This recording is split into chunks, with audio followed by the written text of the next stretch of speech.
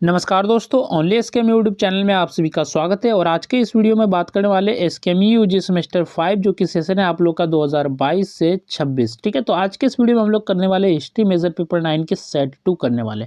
क्या करने वाले? सेट 2। इसके पहले मैंने सेट 1 का वीडियो डाल दिया था। अगर आपने उस वीडियो को नहीं देखा है तो आप हमारे चैनल से जाके देख सकते हैं, या फिर आपको वीडियो के डिस्क्रिप्शन में प्लेलिस्ट का लिंक मिलेगा और वहाँ से जो आप सिक्वेंस में वीडियो को फॉलो कर सकते हैं। तो सबसे पहले हम लोग बात करेंगे ग्रुप ए के वेरी शॉर्ट क्वेश्चन के बारे में, जो कि सबसे पहला क्वेश्चन है डिफाइंड कॉलोनियलिज्म, यानी कि उपनिवेशवाद की परिभाषा दीजिए। तो ये आपका सबसे फर्स्ट क्वेश्चन है। तो उपनिवेशवाद की परिभाषा देना है आपको। तो उपनिवेशवाद वह व्यवस्था है जिसमें एक शक्तिशाली देश किसी कमजोर देश या क्षेत्र पर राजनीतिक, आर्थिक और सामाजिक नियंत्रण स्थापित कर अपने हितों के लिए उसका उपयोग करता है। तो ये आपका उपनिवेशवाद है। नेक्स्ट जो क्वेश्चन है, who was Otto von Bismarck, यानी कि ओटो वान बिस्मार्क कौन था? ओटो वान बिस्मार्क जर्मनी का प्रसिद्ध राजनेता और कूटनीतिज्ञ था, जिसने 1871 में जर्मनी के एकीकरण में महत्वपूर्ण भूमिका निभाई और देश का प्रथम चांसलर बना। तो ये आपका जो ओटो वान बिस्मार्क था। नेक्स्ट क्वेश्चन है, which treaty ended the first world war, प्रथम विश्व युद्ध का अंत किस संधि से हुआ, यानी किस संधि से जो है प्रथम विश्व युद्ध का अंत हुआ?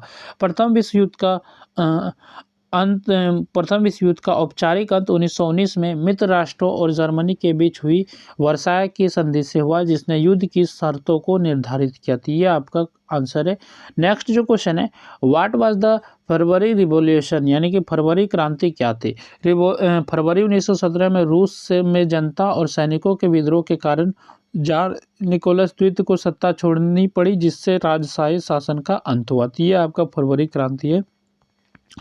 नेक्स्ट क्वेश्चन है, where is the headquarters of the United Nation, संयुक्त राष्ट्र का मुख्यालय कहाँ स्थित है? तो संयुक्त राष्ट्र संगठन का मुख्यालय अमेरिका के न्यूयॉर्क शहर में स्थित है, जहां से संगठन के प्रमुख प्रशासनिक और अंतर्राष्ट्रीय कार्यों का संचालन किया जाता है।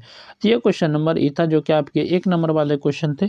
इसके बाद बात करें हम लोग शॉर्ट क्वेश्चन के बारे में, और यही क्वेश्चन आप लोग का इंपॉर्टेंट है। आपको ज़्यादा से ज़्यादा जो करना है सेट से शॉर्ट क्वेश्चन और लॉन्ग क्वेश्चन को आपको अच्छे से करके जाना है एग्जाम के लिए, ठीक है। और बाकी जो 1 नंबर वाले क्वेश्चन है आप उसको देख सकते हैं। 1 नंबर वाले क्वेश्चन का कोई फिक्स पैटर्न नहीं है, कहाँ से पूछा जाता है नहीं पूछा जाता है, लेकिन आपके सिलेबस से ही पूछा जाता है। तो ये जो क्वेश्चन है आपका, नेक्स्ट जो क्वेश्चन है शॉर्ट क्वेश्चन है, जो कि write a short note on Bismarck's foreign policy, यानी कि बिस्मार्क की विदेश नीति पर संक्षिप्त टिप्पणी लिखी थी। ये आपका क्वेश्चन नंबर 2 है, जो कि शॉर्ट क्वेश्चन। तो इसके आंसर को भी हम लोग देख लेते हैं। ओटो वान बिस्मार्क जर्मनी का प्रथम चांसलर था और उसकी विदेश नीति का मुख्य उद्देश्य जर्मनी को यूरोप में सुरक्षित और शक्तिशाली बनाना था।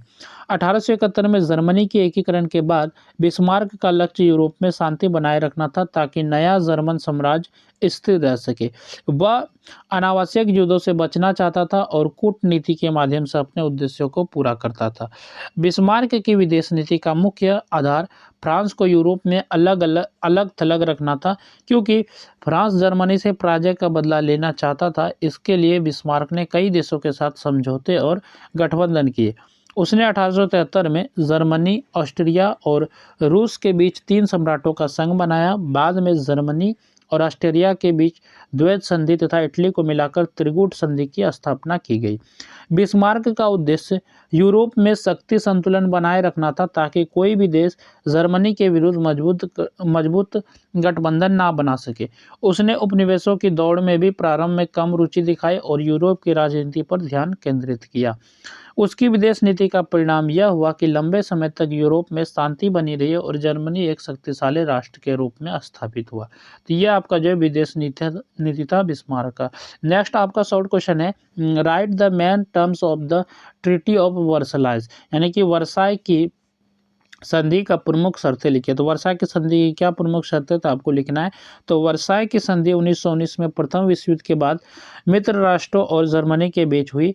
इस संधि का उद्देश्य युद्ध समाप्त करना और भविष्य में जर्मनी की शक्ति को सीमित करना था। इस संधि में जर्मनी पर कई कठोर शर्तें लगाई गई, जिससे वह राजनीतिक, आर्थिक और सैन्य रूप से कमजोर हो गया। संधि की सबसे महत्वपूर्ण शर्त युद्ध अपराध धारा थी, जिसके अनुसार जर्मनी को युद्ध के लिए पूर्ण रूप से दोषी ठहराया गया।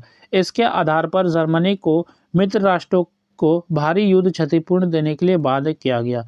इससे जर्मनी की अर्थव्यवस्था पर गंभीर प्रभाव पड़ा।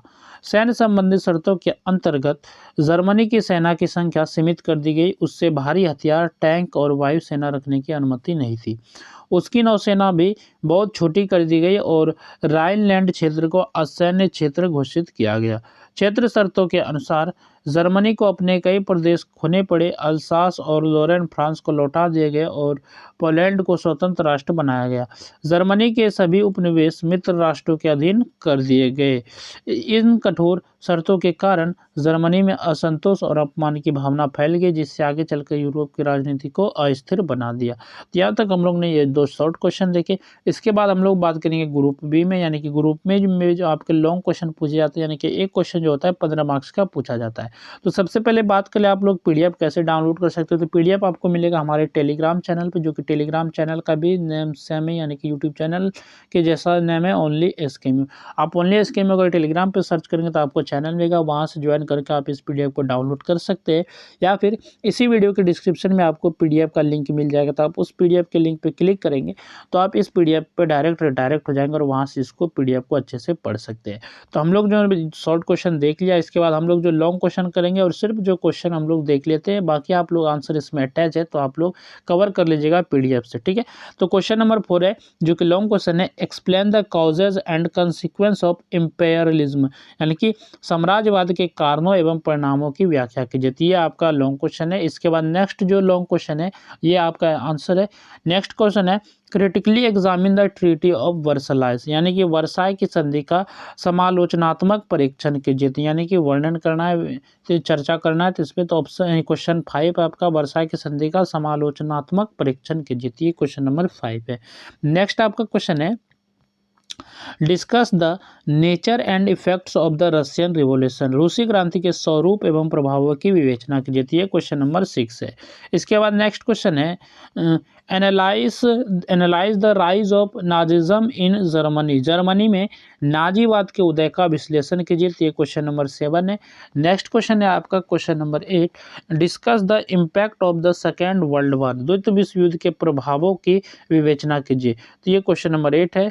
नेक्स्ट क्वेश्चन है, जो कि ये लास्ट क्वेश्चन है, evaluate the role of the United Nation in world peace, विश्व शांति में संयुक्त राष्ट्र की भूमिका का मूल्यांकन कीजिए, ये क्वेश्चन नंबर 9 है। और ये लास्ट क्वेश्चन है सेट 2 का। तो अभी तक मैंने आप लोग का सेट 1 देख लिया, हिस्ट्री मेजर पेपर 9 का, और सेट ये 2 वीडियो था। इसके बाद और एक वीडियो आएगा सेट 3, इसके बाद हम लोग वो वीडियो भी बना देंगे। तो आप लोग ये टोटल 3 सेट करके जाइए अच्छे से, शॉर्ट क्वेश्चन और लॉन्ग क्वेश्चन को, और आप अपने एग्जाम को अच्छे से लिख सकते हैं। एग्जाम ये सभी का आंसर अगर आप अच्छे से कर लेंगे तो आप एग्जाम को अच्छे से कर पाएंगे, यानी कि अच्छे से दे पाएंगे। तो आप लोग हमारे चैनल पर नए तो चैनल को भी सब्सक्राइब कर दीजिएगा, क्योंकि हमारे जो सब्सक्राइबर है 1000 के करीब है। तो आप लोग जल्दी से हमारे जो है 1000 टारगेट कंप्लीट कीजिए, ये हमारे लिए इंपॉर्टेंट होता है। तो 1000 टारगेट आप लोगों को कंप्लीट करना है जल्दी से जल्दी। और इसके बाद हम लोग जो है नेक्स्ट वीडियो में बात करेंगे सेट 3 से। इस वीडियो में बस इतना है। तो आप लोग जो प्ले लिस्ट को भी जरूर से सेव करके रखिएगा, क्योंकि जैसे कि हिस्ट्री पेपर मैं डिस्क्रिप्शन में जो है वीडियो के डिस्क्रिप्शन में प्ले लिस्ट का लिंक भी ऐड करता हूँ। वहाँ अगर आप क्लिक करेंगे तो सभी वीडियो, यानी कि तीनों वीडियो आपको एक ही जगह देखने को मिलेंगे प्ले लिस्ट पे। तो इस तरह जो आप इस तरह सर्च करने से बेहतर है कि आप प्ले लिस्ट को सेव कर ले और वहाँ से आप सीक्वेंस में वीडियो को फॉलो कर सकते हैं। तो चलिए फिर मिलते हैं नेक्स्ट वीडियो में। इस वीडियो में बस इतना ही।